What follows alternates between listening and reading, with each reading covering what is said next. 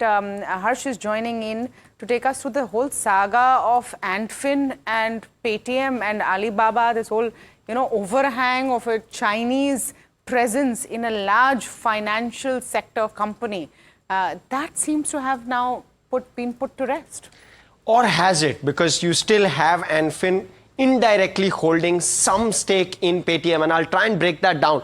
But at least the direct holding, yes, you're right, is out of the picture. It's gone. So let me first talk about what this means, and let me first take you through what the FIIs and DIs have been doing on something like a Paytm. You look at the way FIIs have been reducing their stake. A large chunk of that, mind you, is Antfin itself.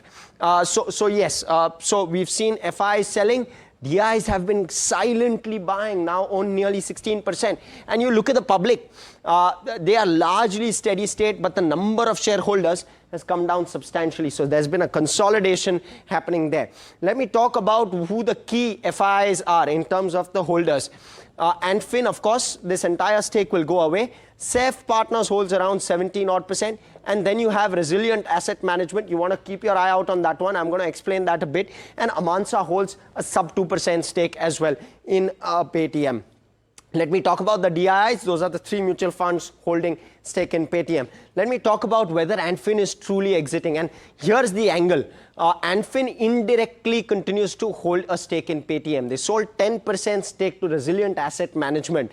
And Resilient Asset Management is something where Antfin continues to hold OCD stake. They put in around $638 million through OCDs, which is optionally convertible debentures, and that is something they continue to own today. So they do have economic interest in Paytm to the tune of 10.2%.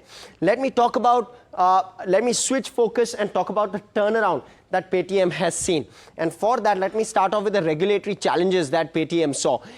They had RBI restrictions, a slew of them, March 2022, January 2024.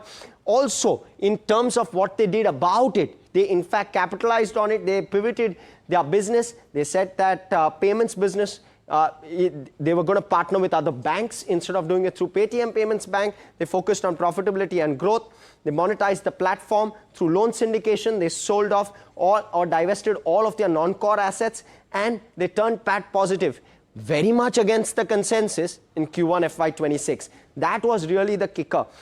Stated goals in terms of going forward, 15 to 20% EBITDA margin from the 3.7% currently, and they are also looking at FY26 EBITDA margin to be substantially better than the Q1 margin.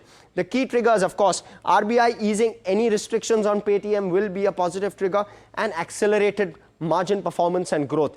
Mind you, just a 2% upside as per Bloomberg average analyst expectations. Something to keep in mind after this very strong stock run-up that we've seen.